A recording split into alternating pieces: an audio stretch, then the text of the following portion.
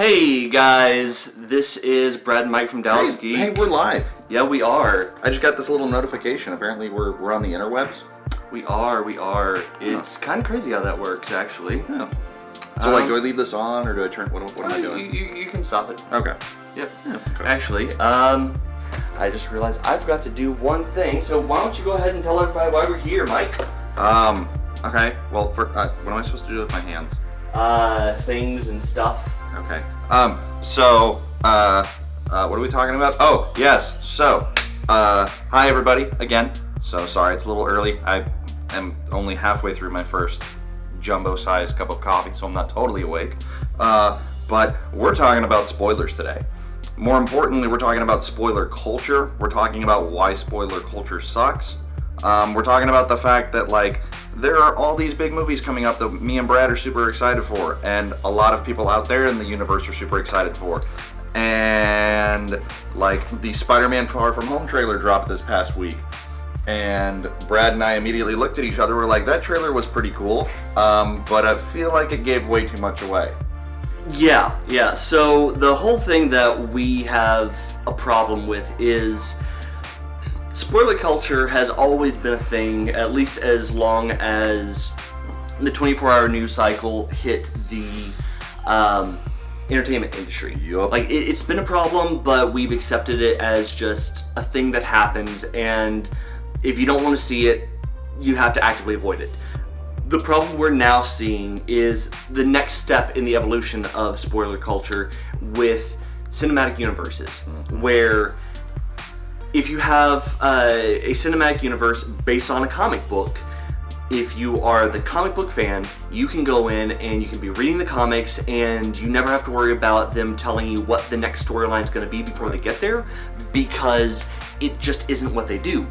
But now, if you are a fan of comic book movies, and the only context you have is the movies, not the comic books, you can have the stories spoiled for you when you have two movies coming out pretty close together, like we have for Spider-Man and the next Avengers and Captain Marvel, and you have the trailer for one that comes after the next one already coming out, telling you the things that are happening in universe after the movie that you're waiting to see first. Well, I think we can... It's funny to be talking about spoilers, and then I almost want to say, can we go into spoilers? So we will actually get into spoilers a little bit. Well, just to preface what Brad's talking about, I won't say it, but anybody that knows... if anybody out there still hasn't seen Infinity War, what are you doing with your life? Yeah. But there are certain characters that maybe didn't make it to the end credits of Avengers Infinity War that are in the trailer for Spider-Man Far From Home. And Kevin Feige and, what's her name? Sony's executive, Amy... Oh. Look that up while I'm talking, please. Thank you, sweetie. But they've both already come out and said that Far From Home takes place after Endgame. They didn't say the title when they made that statement because they were still trying to keep it Amy under wraps. Pascal. Thank you. Amy Pascal. Yeah. Her and Feige have both come out and said that it takes place mere minutes after the events of Endgame. Yeah, which, by the way, if you see any news outlets that are trying to say, well, Spider-Man Far From Home is actually before Avengers Infinity War, that's just not correct. Unless Kevin Feige lied to us. And Which I don't believe he would ever lie. He could, for the sake of technicalities, if time travel's involved, if whatever. But the fact is, it's not. That's not what's happening here, and yeah. Wait, are we sure time travel isn't involved? Well, whether it is or isn't, that doesn't change when this falls in the timeline. Fair. Okay. So, yeah, the trailer was good, but there was stuff, like I said, it was kind of one of those, really, again? Yes. Something else just on me. Technical difficulties getting used to this whole streaming thing. Keep going. I don't like you right now. Keep going. But so with the trailer, there were, like we said, there were characters that didn't make it to the end of Infinity War that were in the trailer. On top of that, we kind of got this whole fun-loving vibe of like, oh, we're going to be going to Europe for the summer, and it's going to be super lighthearted and everything like that. And knowing what happened in the previous movie, you're kind of like, well, that's great, but how are we going to tackle that? Yeah. Unless it never happened because of wibbly wobbly timey wimey, as you always say. But then it becomes even more speculation, and it's kind of one of those, I almost wish they would have waited until... Yeah, I almost wish the first time I saw that trailer was when I was in the theater watching Endgame. And so that's really where the problem comes in here. I mean, it's easier to happen when you have two studios that are trying to vie for power in this dynamic of Sony wants the power over Spider-Man because they own Spider-Man, but Marvel wants the power over Spider-Man because he's now part of the MCU. And so both studios are trying to assert their dominance, and Sony chose to do that by putting out the trailer for Spider-Man now, rather than waiting like they could have and should have if they had been listening to Marvel. And that, I mean, I know when I was growing up, I didn't really think that this was ever going to be a conversation that we had to have about the problem of potential spoilers when you have a cinematic universe that you have multiple movies going on that are no longer completely siloed and interconnect so much that even a teaser trailer for one could spoil events for another. Like, that's not something that I ever thought was going to happen, but now that's actually something we have to worry about. So, yeah. With the trailer, we saw a lot of big points. We saw what looked like the main villains are going to be. So, and that's the other thing. But like we talking about villains, they didn't even make one of the obvious villains look like he was a villain. That's because everything that I've read is that he doesn't start out as a villain. Which I figure that's what it was. They also made him look like he's... so what we're doing, we're talking about Jake Gyllenhaal's character of Mysterio. I'm so excited for that. Having Gyllenhaal brought into a comic book movie, period, let alone into Spider-Man, is fantastic. And that's honestly something that I think we both were interested in seeing, even back when the debate about Tobey Maguire versus Jake Gyllenhaal, who was going to be the original Spider-Man, came up.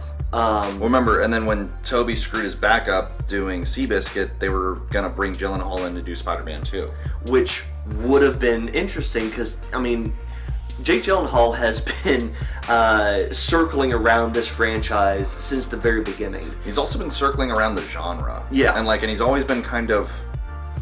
I don't want to say he's been super artsy-fartsy, but he'll do those kind of out there movies. He admits that he does a lot more art house indie stuff than the big blockbusters. Right.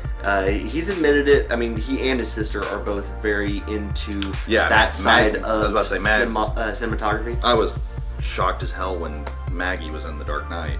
Right. That was like, really? Okay. But I mean, only The Dark Knight. Because if you still haven't seen The Dark Knight, what are you doing? But she doesn't make it past the end of the movie. Probably about, what, 3/4? Yeah. 2/3, yeah, something like that. 2/3, 3/4, yeah. But when they first announced that he was even going to be in the film, it was like, oh, who's he playing? And then set photos started to leak of him in the Mysterio costume. Yeah. And first of all, it was, oh shit, we're finally getting Mysterio, and then it's, oh, Jake Gyllenhaal's playing him. Like, what? It's gonna be amazing. And then we finally get to see him at the end of the trailer, which was cool. But yeah, there are so many times. There are so many times that I've said this, and there are several. There was a couple spots in the trailer where I was like, I wish the first time I was seeing that scene, was in the theater while I was watching the movie, not in a trailer like 3 or 4 or 5 months ahead of time. Yeah, and so that's what this kind of comes down to. While we like what they're showing us in the movie right now, we genuinely are loving and looking forward to this, because the first one was fantastic. The second one looks like it's going to be picking up steam even more than the first one had. It is a problem that we're dealing with now, not just for cinematic universes, but for nerdy movies in particular, where studios are having so much pressure put on them by fans to want to know everything, even before the movie's out, that because people can't be patient. That trailers are dropping, 5, 6, 9 months before the movie's actually out, which, one, puts a severe strain on the production process, because now they're either going to start trying to film for the trailer, or they're going to be including stuff exclusively for the trailer that's not actually going to be in the movie, and that doesn't really give you a realistic idea about what you should be expecting, all because they need to get a trailer out now. Yeah. And the other big issue is that it's putting studios in a position where if they don't put enough of what the overall movie has into the trailer, fans are getting mad. And, well, okay, some fans are getting mad. Yeah. We really need to emphasize the some on this one, because a lot of fans are actually as frustrated as we are with knowing exactly what the movie is going to be showing us before we walk into that theater for the first time. Yeah, like there are so many trailers where it's like, oh, cool. Just launch the movie in basically 3 minutes. Yeah. 2.5 minutes, that's awesome. Like, there have actually been movies that have been nerdy or nerdy adjacent that I've watched the trailer, gone in to see the movie, walked out, and felt completely let down by the movie because I literally knew beat for beat what was going to be happening in that movie because of the damn trailers. Yep. And keep in mind, this wasn't me watching every single trailer, every single TV spot, everything that was out there, because so much is put out now. This was one trailer. Movies that I saw one trailer for and knew everything that was going to happen in the movie. Like, down to the big plot twist at the end. That's not what you want. What movie? So one of the worst offenders was actually some like spy movie that I think Richard Gere was in back in like the late 2000s. And then there have been a couple others where you're just left going, okay, maybe I don't know the exact twist, but I can put the pieces together and assume. Yeah. And this is not happening. Like, I don't want that. Yeah. And yeah, no, we can blame a lot of things. We can blame the fans all we want. We can even blame that I will blame aggressive minority of the fans who make fandoms bad and toxic for the rest of us. I will blame those people because those are the same assholes, pardon my French. No, they're assholes. Screw it. Yeah. That post stuff on social media, that do like reviews and like comments on like Facebook threads and stuff, like purposefully putting spoilers in. Yeah, but like those kind of people, there's a special circle in hell for those kind of people. But even then, we still need to put the blame mostly where it belongs, which is the studio that put the content out in the first place. Right. Because if the content wasn't out there to begin with, nobody could be sharing on social media, nobody could be going out and trying to theorize and converse about details and eventually get to all the fine points before the movie came out. If the studios held back enough information, that couldn't happen. Well, and I get it. They have to sell a movie. Like, I get that. And Kevin Smith has talked about it on his podcast before, where it's like, they have to put certain things in the trailers because of test audiences and because of marketing and because of this and that. Screw test audiences. I agree. Honestly, that's the biggest problem, where I never thought I would say this because I disagreed with his statement originally, but I kind of have to agree with Simon Pegg, where he said that nerdy movies are infantilizing their audience. And he was saying it in regard to the idea that every movie needs to be nerdy based these days, and real sophisticated movies couldn't be seen as proper contenders in this movie market. Yeah. But I see it as an accurate statement in that the studios see the audience as a bunch of infants that cannot take an adult approach to these movies and take their time. They think that we can't handle a vague trailer and be able to infer that it's going to be exciting. We can't take a trailer that doesn't give us everything spoon-fed to us as we're going and still want to see the movie. Yeah. And that, as a viewer, that insults me, because I can appreciate a movie and understand what a movie might be, could be, whatever, without needing to see everything in the trailer. I don't even need to see like a new article every other day, or in some cases 5 times a day, trying to tell me what everybody assumes is going to be in this movie. We think we got a new spoiler for this movie. I don't need that 5 times a day, 10 times a day. Just give me a good trailer, make it exciting, but don't tell me that much. I'm still gonna see it, and most people will too, especially if it's for a pre-existing franchise that you already have fans for. You can trust that people get the idea at this point. Well, like, even if they've never seen, if they've never seen a Spider-Man movie, if they've never seen a Batman movie, the public consciousness understands the concept of those movies enough that we don't need to see the point-for-point ideas of the movie in the trailer. Show us frickin' Spider-Man. Show us Batman. Give us the picture of what the movie's gonna look like, and stop. They're overselling the movies. Yeah. At this point, you're not putting. It used to be that a trailer would drop, or you would get, I guess, news. I don't want to say leaks, but you would get news articles and that kind of stuff that would just pique your interest. That would just give you enough that, like, okay, I really have to see this movie.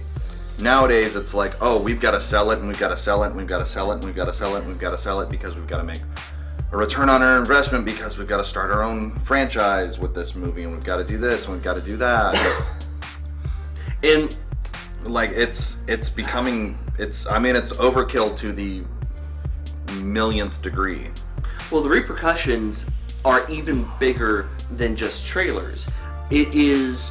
We're seeing the repercussions in the places of the movies that are coming out now, like with the DCEU, where Warner Brothers saw what Marvel had done, assumed that the only way anybody would be interested in the DC heroes would be to be spoon-fed the heroes, and instead of just giving us very leading trailers for each superhero's movie, they gave us a movie that spoon-fed us in very quick succession every superhero that was going to be in the franchise, every detail they could cram in about each character, each superhero, and made it a massive spoiler for the franchise. It wasn't necessarily a spoiler for the characters, it was a spoiler for the franchise, because they were going after something they didn't earn in order to try to give the fans what they thought they wanted, which they thought was too much information. Yeah. And so it's even diluting the movies themselves to a certain extent, and that is disappointing. What's that old saying? Too much of a good thing can be bad. Yeah. Is a bad thing. Yeah. However the hell the saying goes. But that's exactly what we're seeing right now. Yeah, and I mean, we've talked about it before. Superhero movies are not a single genre anymore. It used to be superhero and comic book movies were their own genre, and so it was possible to have too many superhero movies. It was possible to have too many comic book movies. Now, because they've crossed so many genre borders to redefine what a comic book movie is, it's not possible to have too many comic book movies anymore. Not really. If they're done right and they're not treated like comic book movies of like 2000s comic book movies, if they're treated like today's comic book movies, it's possible to not have too many. So but you need to be able to treat them like the audience is a bunch of adults, and they can handle complexity. They can handle big themes and broad artistic strokes. Just as long as Zack Snyder's not doing it. He doesn't understand the concept of complexity and broad artistic strokes. No.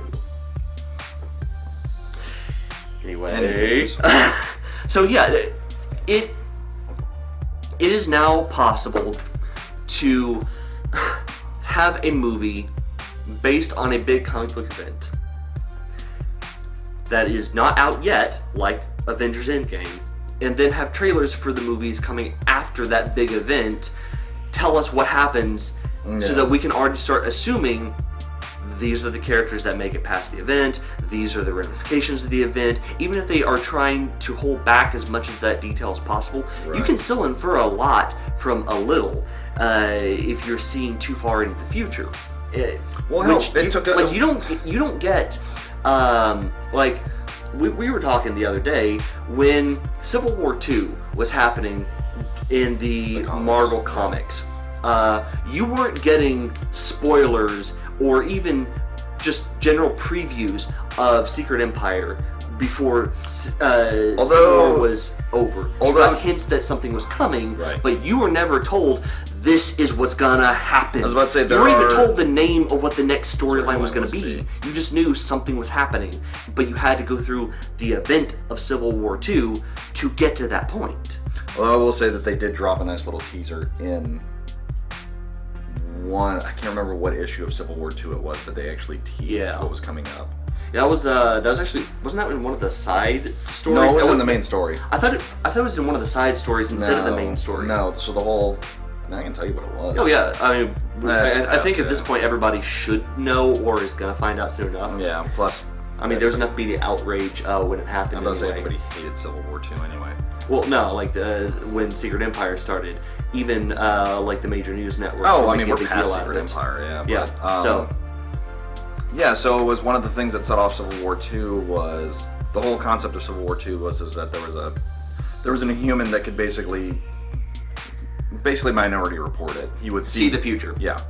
So, but one of the things he saw was Spider-Man standing over Captain America's dead body. Right. Yeah. But in the background, it was at the steps of I believe Capitol Hill, if I remember right. Yeah, it was the Capitol building. There was a Hydra flag flying in the background, and you had to look real close to see it.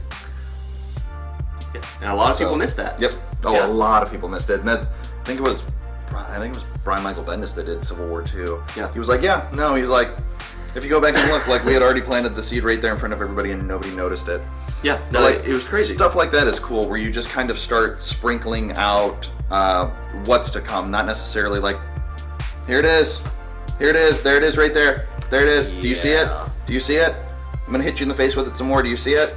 Like, that's the part where it's getting, like, a perfect example, we just got the trailer for Endgame 5 months before the movie came out. We didn't need it that early. I'm okay with it that early because we didn't see anything in it. Yeah. We didn't even know the title of the damn movie until less than half a year before the movie comes out. Yeah. Like, that is playing the long game on the most epic of levels. Well, I mean, you want to talk about playing the long game. There are certain directors that have been involved in nerdy movies that understand the need to push back against what the studio wants in order to play the long game for the fans, even in spite of the fans. J.J. Abrams, say what you will about his directing style. It's amazing, you're wrong. He is a man that understands that trailers for his movies need to include this and stop here. His movies, his trailers will consistently, when he has control over his trailers, they consistently stop at or before the third act, so that you only get maybe stuff from the first half of the movie, and we got maybe a scene in Act 3. I was about to say, call it that. I was about to say for Force Awakens, we got a couple of small things. Yeah, but that was to build up the hype, like Finn with his lightsaber fighting Kylo. Yep. And it was literally just a flash of Kylo breaking it out and doing the fucking spin throw, and I was like, oh! Yeah. I mean, and then you have Chris Nolan, that, I mean, you want to talk about a man that understands how to just tease the hell out of his audience by not telling you a damn thing about his movies. Yep. He is the king of trailers. Like, even... I'll go so far as to say, even in his most popular movie franchise of the Dark Knight trilogy, when Dark Knight Rises trailer came out, every TV spot, every major trailer, every major bit of publicity that came out for it, when he was in control of it, because, you know, that last month before the movie came out, all bets were off. Yeah. But up until then, as long as he was able to have control over it, he showed you nothing from the final act. He showed you nothing about what you should know about the movie beyond the fact that Batman's in there, Bane is in there, Catwoman is in there. That's it. Things are happening.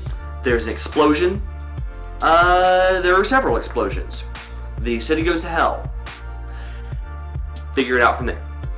And that like, even the first... It had everybody looking at that going, whoa. Is this the Big Bang storyline? Is this, Everybody thought going in it was Nightfall. The entire thing was going to be Nightfall, and then like when I heard some people talking about that they thought it was going to be an abbreviated version of No Man's Land. No, see, nobody that I talked to thought that. Everybody thought it was going to be Nightfall, and then you get through it, and it's the bridges start blowing. You're like, oh shit, it is No Man's Land. But even then, it wasn't really No Man's Land. Right. It was a like, even if you want to say, oh, it's an abbreviated version, it wasn't really. It was inspired by. He took elements of Nightfall. He took elements of No Man's Land. He took elements of several stories and pulled it together for a big epic. Kind of like with The Dark Knight, he did The Man Who Laughs, and he did The Long Halloween, and he kind of took elements from. And it was fantastic because he understood what he was doing. Even the first trailer for The Dark Knight, I remember it was a teaser that just showed the Batman symbol, and it showed... it didn't even show anything. It showed the Batman symbol, and it was Alfred and Bruce talking. And then you hear the Joker start doing his, starting tonight people will die, and then the Bat symbol starts breaking off, and the Joker card, and that was it. Yeah, you didn't even get to see the Joker. A full year before the movie even came out, but they had started to plant the stuff. And then December the year before, so about 7 months before, we finally got the first trailer. And it was literally like 2.5 minutes of just pure insane. He did drop some stuff, but it was in the context of like, holy shit, there's a lot going on. I can't wait to see this movie. Yeah, and it wasn't big plot points. It wasn't like it took 1.5 minutes, I think, or a minute into the trailer to even see the Joker for the first time. And the thing is, these movies were all done before today's hype around comic book movies. Man. So Christopher Nolan was still allowed to have more control than the studio in terms of the marketing, in terms of publicity, and it worked out well. By the time Dark Knight Rises came around, it was already becoming clear that he was going to have a harder time doing it. He pushed, and it was very obvious from the marketing that came out when he lost control of that battle, but he still had control at the start. Today, you don't get a lot of directors that get that anymore. Unless their own production company is doing the movie and they're executive producer. But like even then... With Abrams, like with Force Awakens... It's not the same thing. We got 2 teasers, and then we got an actual trailer, like an actual full-length 2.5 minute trailer, 5 months before the movie came out? And I think that was it. Then you turn around and look at every other Star Wars movie that's come out since The Force Awakens, and Disney has thrown out everything and the kitchen sink in the marketing material. So if you actually watched every trailer going into the movies, whether you're talking The Last Jedi, Rogue One, or Solo, that bad for The Last Jedi. You saw almost everything. I didn't think it was that bad for The Last Jedi. You saw the final battle in the trailers for Last Jedi. There should have been, at most... No, you didn't see Luke with his lightsaber and Kylo in The Last Jedi trailer? No, you did see the throne room. You should never. You saw the aftermath of the throne room. No, you shouldn't have. If they were going to show the throne room scene in the trailers, the most they should have done was show the very beginning of it and stop. They should have never shown the aftermath. They should have never shown. No, They did show the lead up to the final battle down on the planet. Yeah. and they shouldn't even shown that. I mean, I do like, have to say all of that, like everything from the halfway point of the throne room fight to the end of the movie should never have been shown in the trailers. No, period. I really liked how that trailer ended, where she's like, I need somebody to show me my place in all of this, and then it's just him reaching out, and then it cut to the title, and you're like, wait, what? What's gonna happen? What? Holy crap, what? I like that. That was fine, but they shouldn't have shown anything after like maybe the halfway point at most from the throne room. Yeah. It shouldn't have happened. Well, and it also comes kind of down to, I don't want to say the archetype, but there is kind of a blueprint that it seems like a lot of directors are using now in terms of like how they lay trailers out. It's not even the directors anymore; it's the studios. Yeah, and that's how they're able to keep the same blueprint to it, because it's the studio dictating terms on all of them. Yeah, it's like first act, second act, third act. Smack him. Hey, get down. Sorry, we come on, buddy. Cats are interfering with the live stream. Thank you, sir. But no, it's almost like that it really feels like there's a blueprint, and it's like, okay, this is how we're gonna do it, this is how we're gonna cut the trailer. Like it used to be where directors cut the trailers and had total control over it.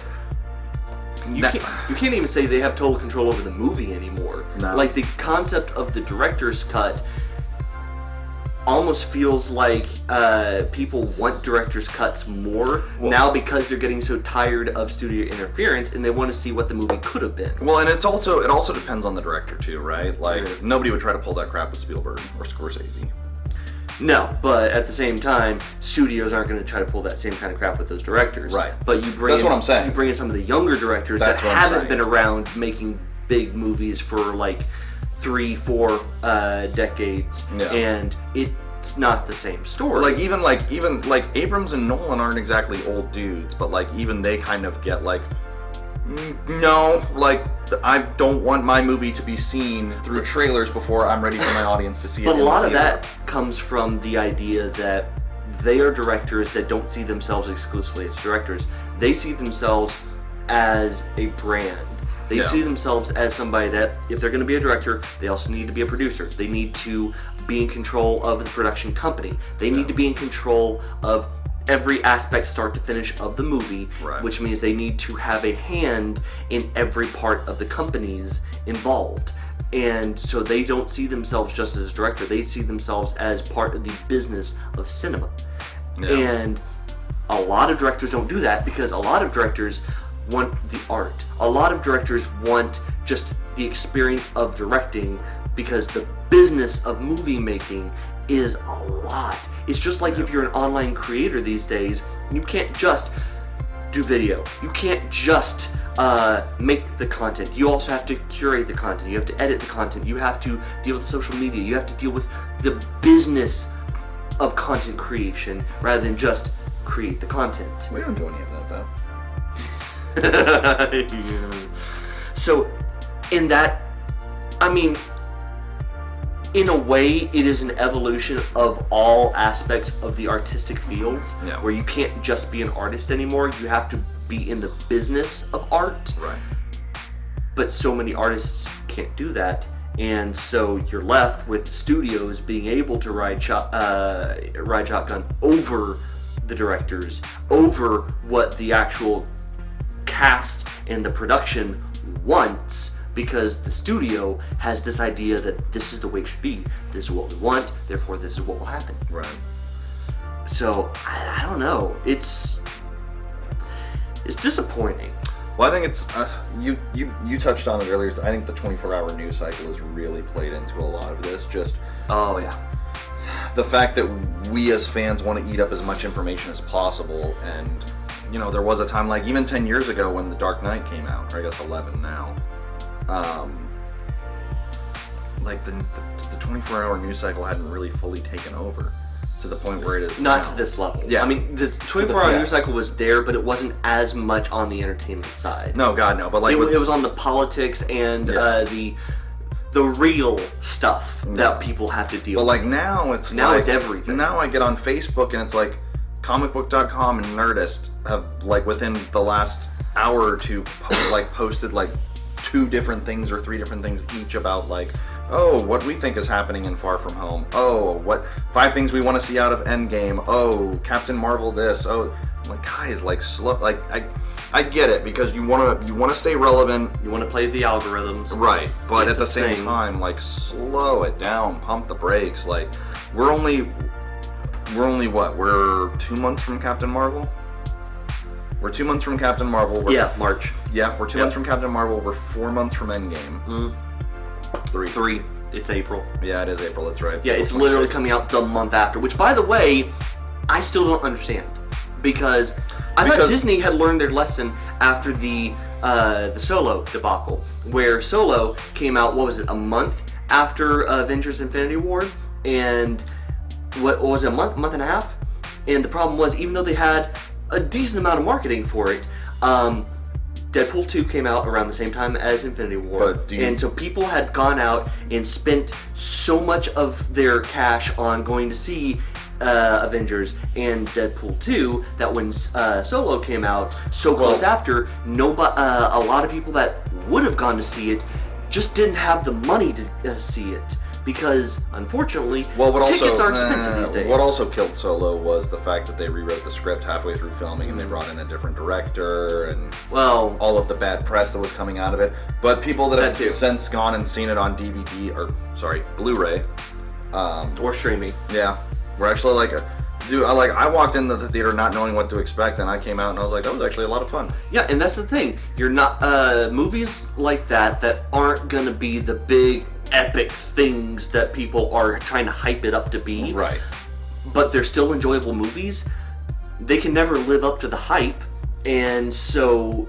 Plus, with this 24-hour news cycle on entertainment, it's so easy to be able to get bad press immediately, and that's what sticks in everybody's minds, rather than what actually should be sticking in their minds, which is, it's going to be a fun movie. It's going to be enjoyable. It's a popcorn flick, but damn it, that's okay. Which, let's be real, Disney could have dropped Endgame whenever the hell they wanted to, and it would have been a massive success. Yeah, and that's the same thing that I'm thinking about for why the hell are they doing Captain Marvel and Endgame back to back? I mean, I know, based on recognition and fandom, there are going to be a lot of people that go see both. But if they just waited until, say, Memorial Day weekend, and put it out at the big time, they could get a bigger crowd for both movies. But remember... Because now, you are prematurely cutting off long-term audiences for Captain Marvel. No, but remember, everybody said the same thing when Disney decided to drop Winter Soldier the first weekend in April, and it ended up being the biggest April movie ever. No, it's not the month. It's the fact that if you're putting Captain Marvel and Avengers 1 month apart, you're now saying that instead of letting Captain Marvel run in theaters for 2-3 months and then let it die off as it normally does, you're now prematurely cutting off its lifespan at 1 month, maybe a month and a half, and get a little bit of overlap. But at some point, you're going to have people that either don't want to see Captain Marvel because they're not interested, they just want to go see Avengers, or you're going to have people that want to see both, can only afford to see one, and so they'll say, I'm going to go see Avengers, I'll catch Captain Marvel on the release. Well, no, there's a logical explanation. It's because they want people to... Whatever's going to happen in Captain Marvel is going to carry weight into Endgame. Yes, but that's not going to play on a lot of the audiences. A lot of audiences are going to see them as just another movie in the franchise. Like, I actually know people that when it comes to Marvel movies, they'll go see the Avengers, but they don't really bother going to see every one of the individual Marvel movies. No. Like, they'll see like the 1 or 2 heroes that they like. So there are a couple people that I know that specifically like Iron Man and Captain America, so they'll see each of those movies. Well, people that like Iron Man are awful people because he's an awful person. And then they'll go see the Avengers, but then they won't see any of the other Marvel movies because they just don't care about the other characters. And for those people, yeah, they may never see Captain Marvel, but if you give enough time between Captain Marvel and the Avengers, and if there's just nothing else to go see in March that Marvel or Disney's putting out, you can get some of those to convert and go see Captain Marvel just because they want to go see something. I don't think there really is anything coming out in March and April this year. And that's the problem. If they had just waited on the Avengers, they could have taken advantage of the March wasteland and gotten more people to go see Captain Marvel, rather than skip it, which is probably what's going to happen to a good chunk of the audience that could see it, but want to see the Avengers more. Yeah, because you got Captain Marvel at the beginning. You have it March 8th. You got a lot of indie movies. You got Dumbo. That's May. Never mind. Yeah, like, no, you're March 29th. Oh, March. Okay. You got Shazam in April. That's right. And that's... So now you're having the same Avengers Deadpool 2. You've got Hellboy in April. Once again, now you're having the Avengers Deadpool 2 problem, where you're going to have, what, 4 comic book movies now happening back to back to back to back from different studios, and people are going to want to see each one of them. You're not giving them enough time to be able to save up to go to the movies to go see it, so they're going to have to make decisions. Yeah, but so chances now are they're all going to suffer. Yeah, but I think chances are you're gonna hedge your bet on the fact that your Marvel, you put out quality stuff, And Marvel's going to get more of them. right? But that also means that Hellboy is going to suffer. Because Hellboy is definitely a very hard third-party movie Well, to get more people in. And then you're going to have, what was the other one? Shazam, that you're going to have all the DC fanboys go see, but anybody that likes both franchises, that's going to be a one that may suffer more, because if you're a Marvel and DC fan, you're going to be banking on Marvel's the more consistent view, so you're going to spend the money to go to theaters for the Marvel ones and wait to see Shazam, instead of giving Warner Brothers a chance to redeem themselves, which they potentially could with that movie. I'll see both. I still haven't seen Aquaman. I heard great. And that's you, though. Yeah, but I'm the only person that matters, though. Haven't you figured this out yet? Yeah. Okay. But yeah, so if the biggest issue with these nerdy movies when it comes to release dates is the same issue that you have with politics. It's that rather than both sides of the argument looking at it trying to make the best for the industry, they're trying to make the best for their studio and screw over the other competition, rather than appreciate the fact that if they all work together and they spread their movie releases out a little better, all nerdy movies could consistently make bank every single time, because the studios are choosing to agree to minimize competition with each other in order to get the most money out of the consumer, which should be the capitalistic ideal, and yet they're letting themselves hurt themselves by hurting the industry. And in turn, that comes back to, well, if they want to win the competition because their movie's coming out at the same time as this studio's movie and this studio's movie, they need to be the ones to release more information before the movie comes out. They're the one that needs to be able to put up more spoilers, and that hurts us. Yeah. So in the end, we're screwed because the studios won't work together and play nice. Yeah. Oh well, that is life. Just stop giving us so much damn content. What are you gonna do? So, how long have we even been going at this point? 45 minutes. That's not bad. Not bad at all. Yeah. I think it might be a good point to wrap it. Do we have any other thoughts on Spider-Man that we even want to throw out? Not really. I mean, there are other things that we could talk about. I mean, there are theories as to what the actual plot's going to be, who the actual villain is going to be, whether or not Mysterio is going to be a good guy or if he's... Yeah. I mean, the way that they were showing his special effects made him look very Doctor Strange-esque, that it looks like he's using magic instead of illusions. Or it could be magical delusions, I don't know, but it looks like he's magic-based this time around, which I don't personally have a problem with. I think it's going to be an interesting take on the character. Or could it be that, a theory that I saw is really good is are the elementals really there? Ooh, true. Which would mean that he would be trying to look like the hero by fabricating villains to fight. Exactly. That would be interesting. And that would definitely because he is Mysterio after all. That would definitely play in his favor of trying to be the good guy, but not knowing how to do it properly. Yep. But then that could still come back to they're making him magical based this time rather than technology illusions based. Well, you could still make him technology based. Maybe. I think it'll be harder to accomplish the way that they're showing it unless they're going to go that far in the direction of technology can show that much, which could be. I mean, in the Marvel universe, look at what they've shown us technology can do. Sure. I mean, there are other things that we can talk about for the whole spoiler culture in general and the adjacent topics of, like, you know, directors or movie creators continuing to talk about story points that weren't in the movie to try to add to it that potentially spoil the franchise or make the franchise more convoluted than it needs to be. But honestly, I think that's more of a different topic of conversation for another stream. Agreed. Because then we can get into the Harry Potter bashing. Then we can get into you know, the topic of the one thing that J.K. Rowling and Zack Snyder have in common. They can't stop talking about the frickin' movies after it came out and adding to it. Yeah.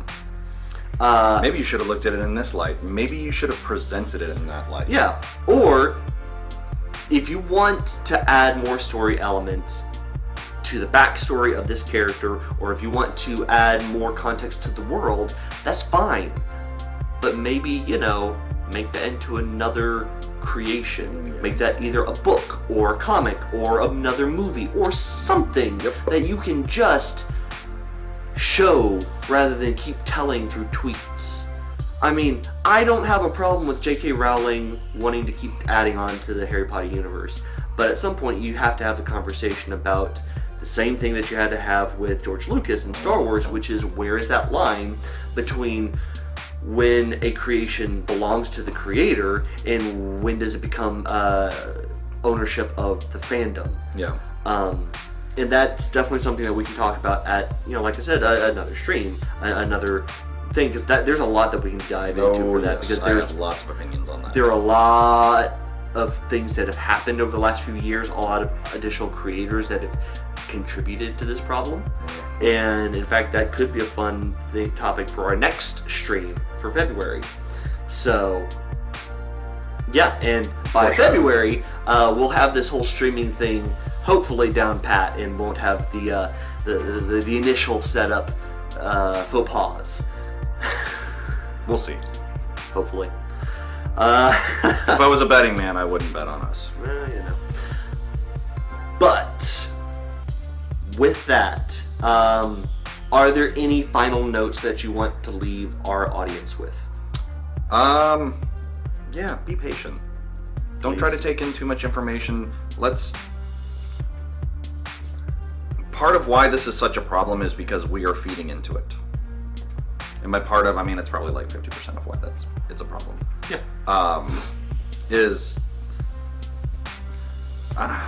the need to try to get information ahead of time. Then, like, we get it. I'm excited for all the movies that are coming out this year. He's excited. Yeah. Y'all are excited. Y'all, whatever. Well, this is Texas. It's Texas, y'all.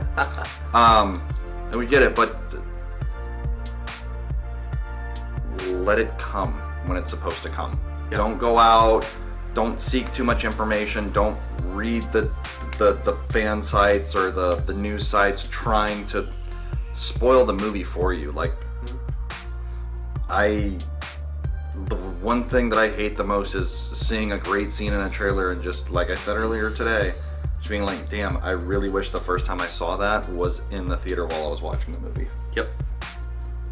Because then because movies, they're not just movies, they're an experience. Yeah.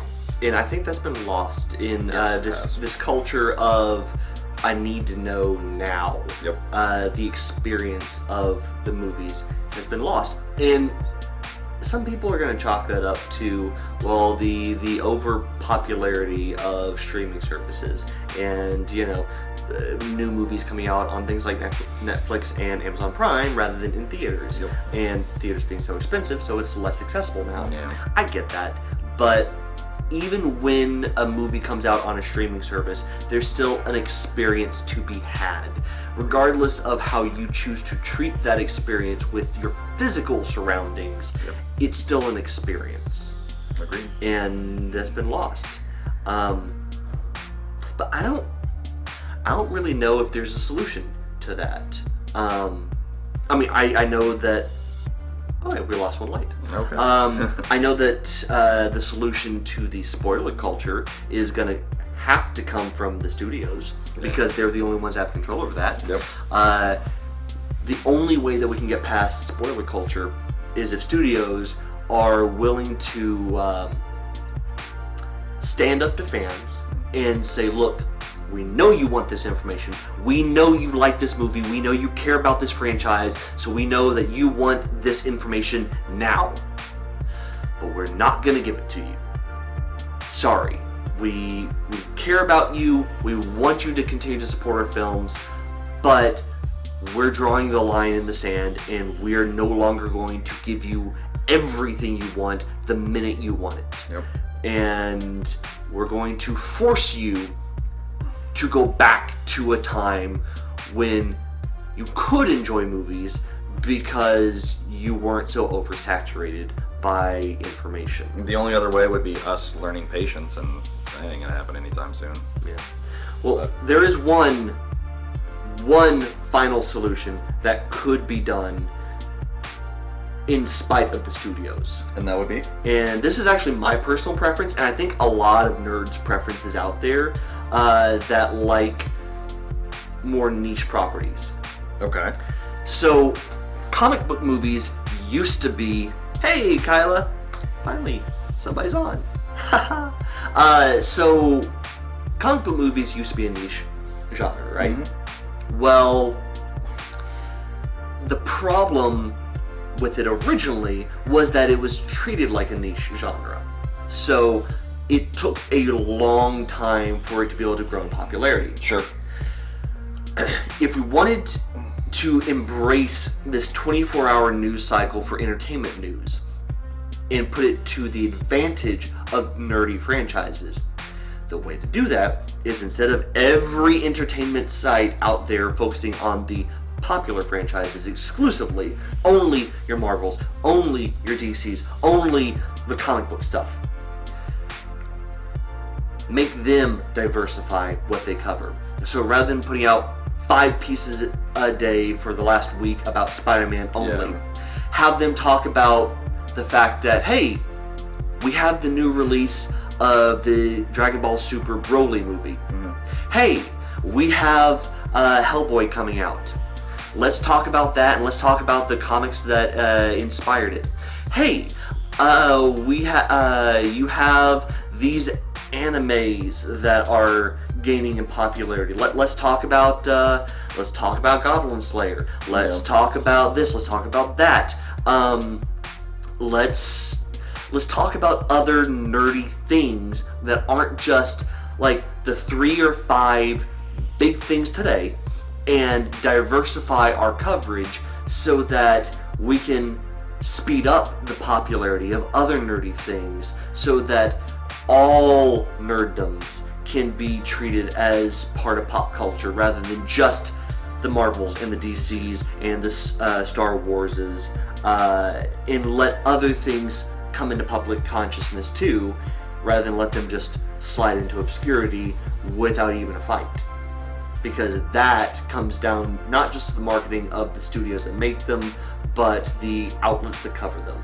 And if popular outlets could cover non-currently popular things, that could change how we view all of these franchises. It could change even how we view the comic book movies that we love today, and make us more willing to accept less information because we have more information about a lot more things all at once. Yeah. So we don't need just Spider-Man.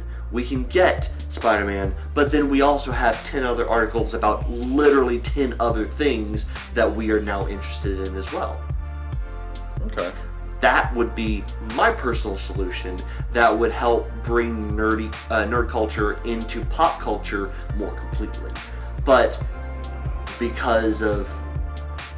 So the wind is a little excessive right now, so if you've been hearing stuff in the background, that's just the wind. Parts of Brad's house falling off of the wind. Yeah, that's the thing. But yeah, if we could do that, if we could fix that, it would... I think it would fix the way that fans view nerd culture overall, and could really make a difference for a lot of people. Because personally, it would take nerds that feel disenfranchised because the things they love are never talked about and make them feel accepted. And as a culture, as an industry, it would make it okay and widely acceptable to not have to be oversaturated with news. Gotcha. Yeah, I can see that. But like I said, I doubt that's ever going to happen because social media algorithms are not friendly to that type of stuff. Nope. But if it could be, if they could find a way to make it popular, even in spite of the algorithms, I would love to see that. So, anyway, yeah. So that's your solution, that's my solution. Let's see who wins, or will we all just lose because the studios like to screw us? Probably. Don't know. We'll see. Yeah. But yeah. But we shall see. Until next time, we'll see if these morning streams can catch on in popularity. Hopefully they will, and we'll just go from there. Sounds good to me. Yep.